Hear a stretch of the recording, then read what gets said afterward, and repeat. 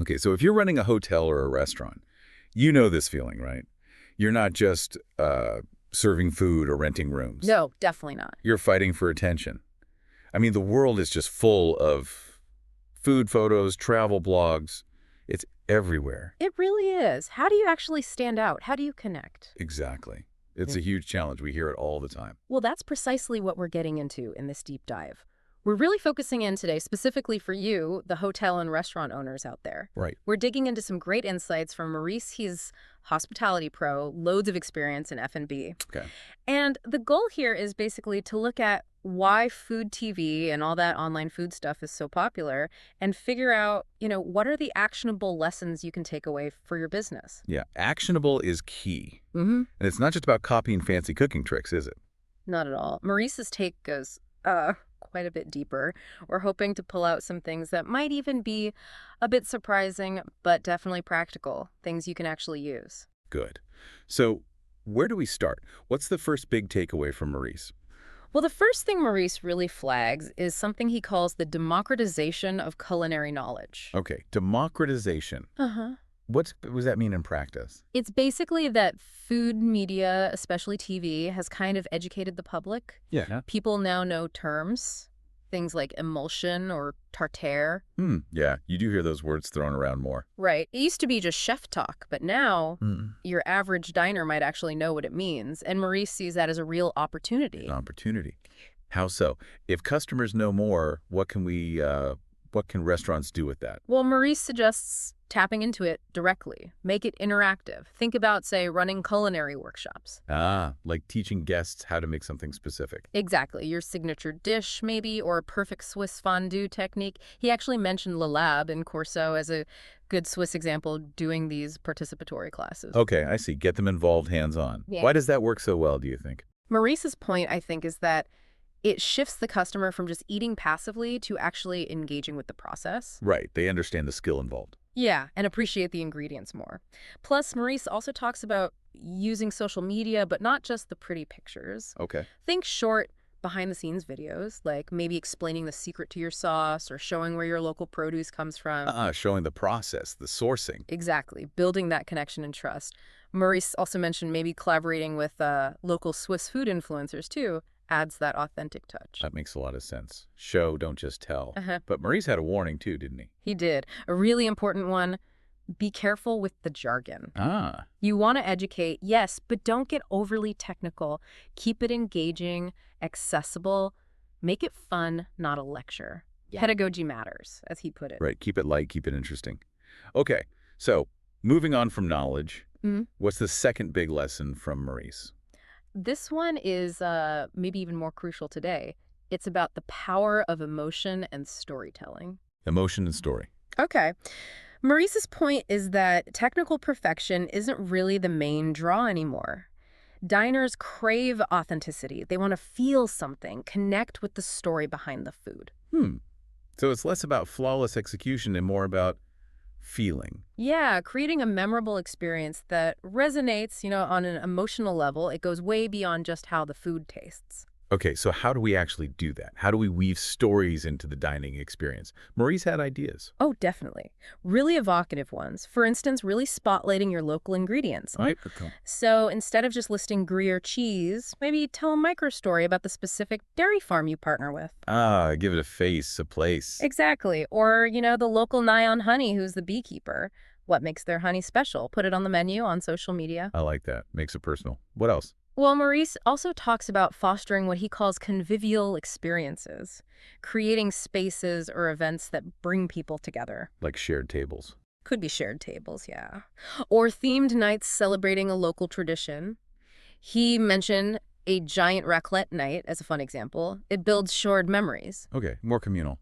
And he also touched on the appeal of comforting, simpler, homemade-style dishes. Really? Like soup? Yeah, like a really fantastic vegetable soup or a rustic apple cake. Things that evoke warmth, nostalgia, connection. He pointed to the table d'hôte idea, those shared tables at inns where the story just kind of flows naturally. It's about creating that warm, welcoming feeling. But Maurice had a warning here too, right? about perfection. Yes, absolutely. Don't get so obsessed with technical brilliance that you lose the heart, the human touch. Right. Because ultimately, it's the emotion, the conviviality that builds real loyalty, not just perfect knife cuts. Yeah, it really resonates. Okay, which brings us to lesson number 3. Yes, and this follows on quite naturally. It's about managing expectations in, as Maurice calls it, the age of hyper-reality. Yeah, hyper-reality.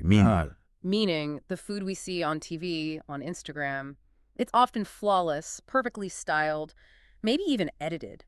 Unrealistic sometimes. Exactly.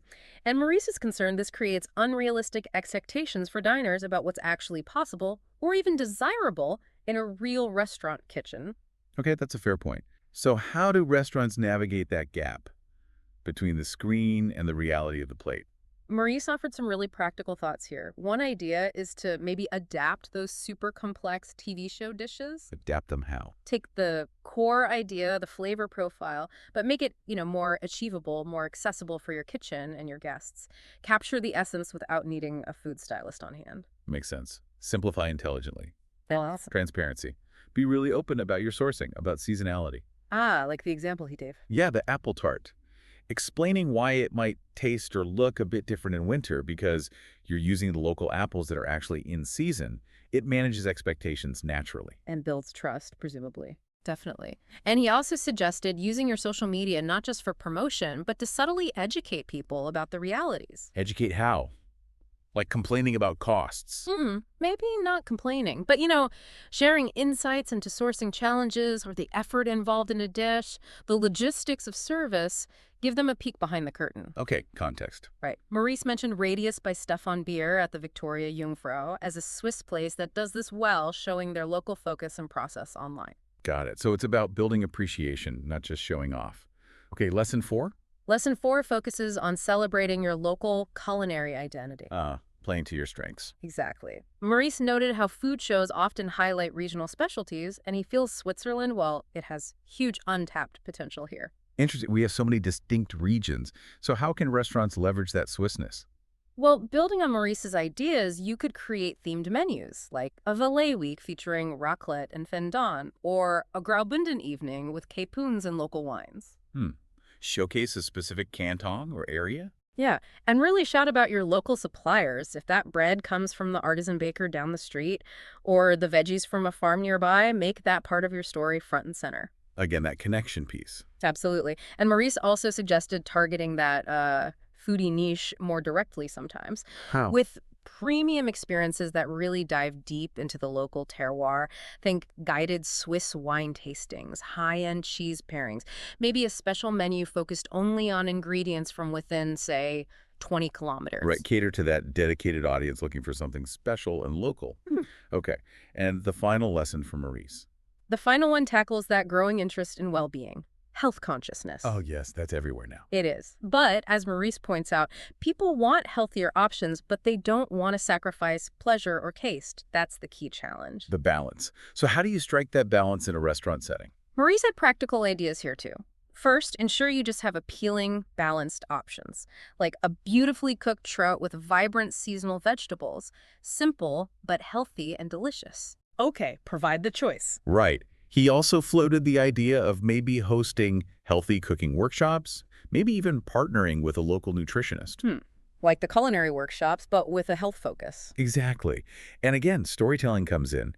Share the well-being stories behind ingredients, talk about the benefits of local spelt flour, or the goodness of raw mountain honey. Connect health to local authenticity. Precisely.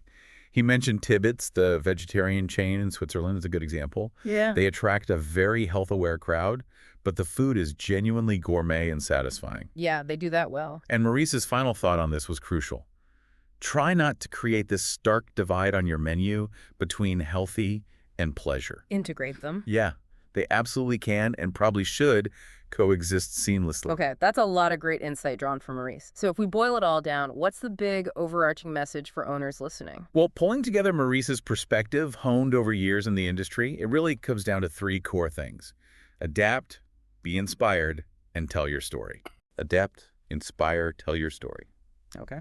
He really stressed that making an emotional connection is probably the most important thing now. Right. And then making dining accessible, enjoyable, convivial, celebrating what's local and authentic to you, but always staying grounded in, the reality of running the business. So take the energy from food media, but make it your own. Make it real for your place and your customers. That's it exactly. All right. So for everyone listening, all you hotel and restaurant owners, here's maybe the final thought, inspired by Maurice.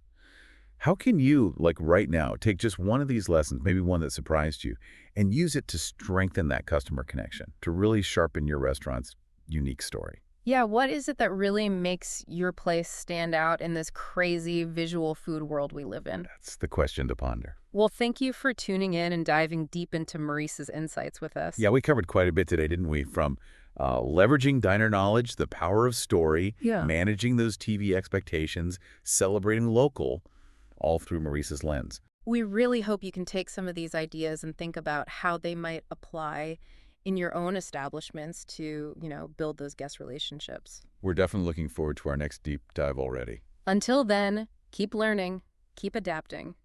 As Maurice highlighted, that's really the name of the game in hospitality today.